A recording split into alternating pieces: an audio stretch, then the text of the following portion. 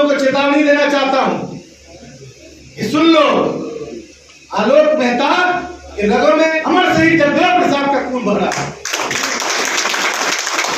अब हमारे पूर्वज ने अखंड भारत पर चक्रवर्ती सम्राट के रूप में सम्राट अशोक और चंद्रगुप्त मौर्य ने शासन किया है। चूल हिला के रख देंगे और मेरी चेतावनी है।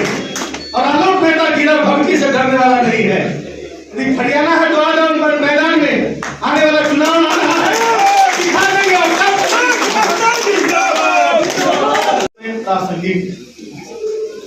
जगदेव बाबू का जो नारा था 100 में 90 शोषित है, 90 भाग हमारा है, 10 का शासन 90 पर नहीं चलेगा, नहीं चलेगा।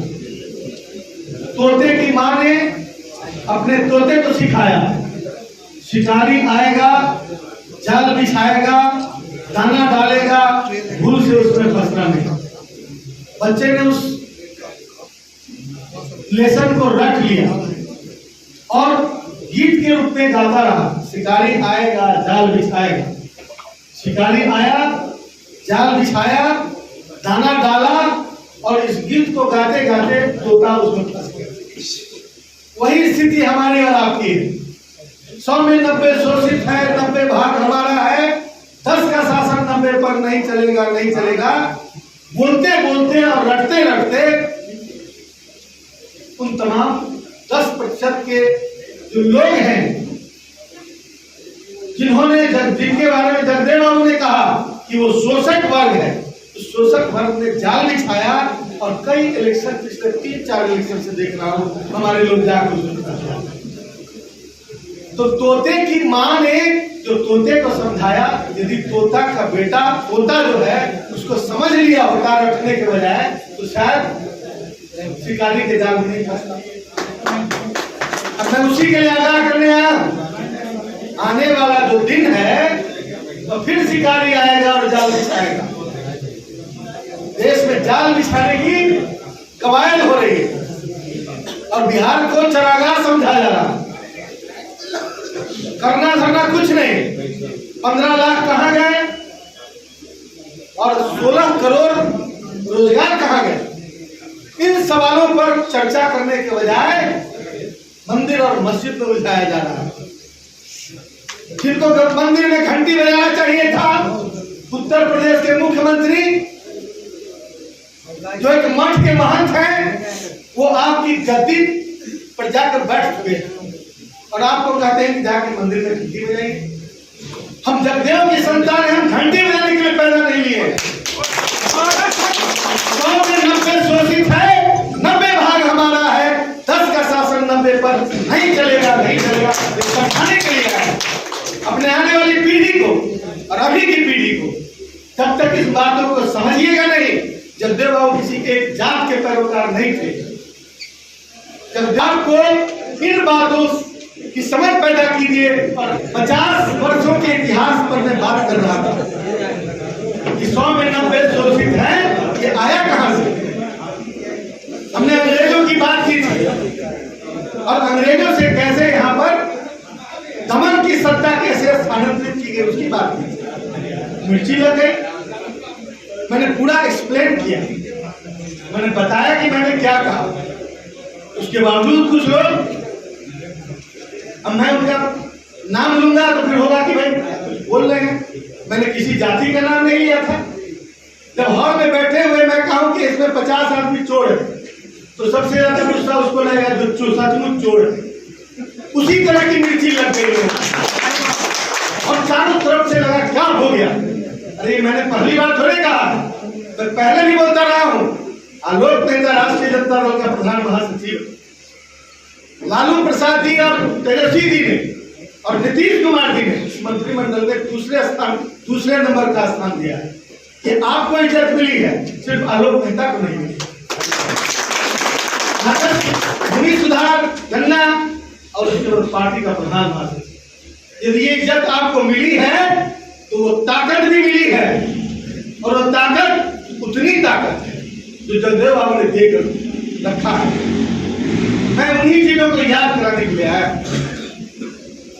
लोग रहा है, आप उसका कट ऑफ मार्क्स देखेंगे तो सामान्य से ऊपर, यदि सामान्य से ऊपर है तो मोहन भागवत जो बोल गए थे बिहार में कि आरक्षण के समीक्षा की जरूरत है, जिस पर माननीय लालू प्रसाद जी ने कहा था कि देख लो ये आया है, यही बात करने के लिए ये आरक्षण कैसे समाप्त।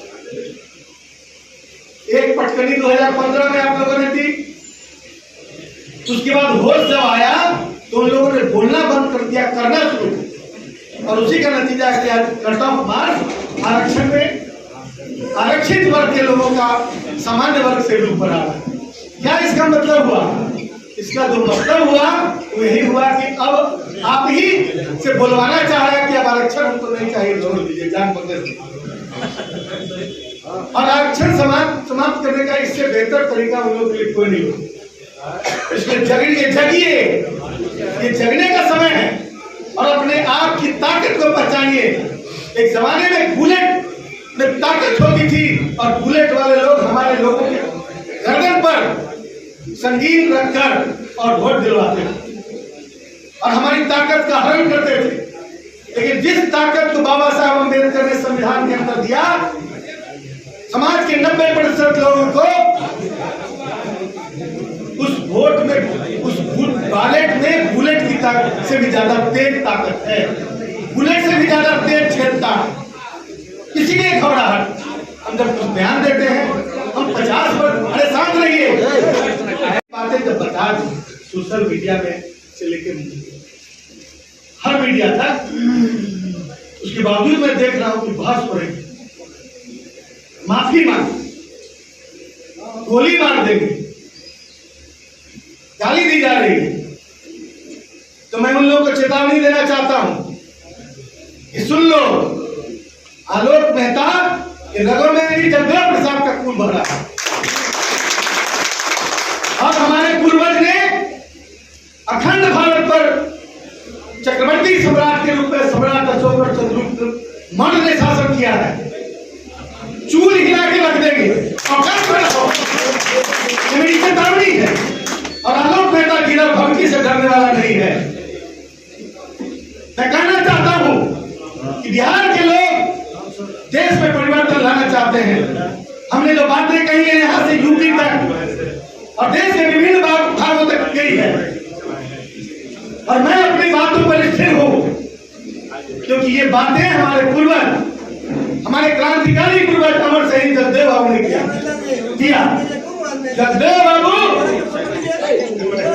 बाबू ने जो बातें कही वो जनता तक ढंग से बोल रहा था कि ये बातें राजनीतिक थी और राजनीतिक हैं, लेकिन मैं इतना बात जरूर कहना चाहता हूं कि हम लोग को चूड़ी पहन के नहीं बैठे हुए और पूरे 90% की ताकत तेजस्वी प्रसाद यादव, लालू जी और तमाम महागठबंधन के लोग इस विचार के साथ हैं।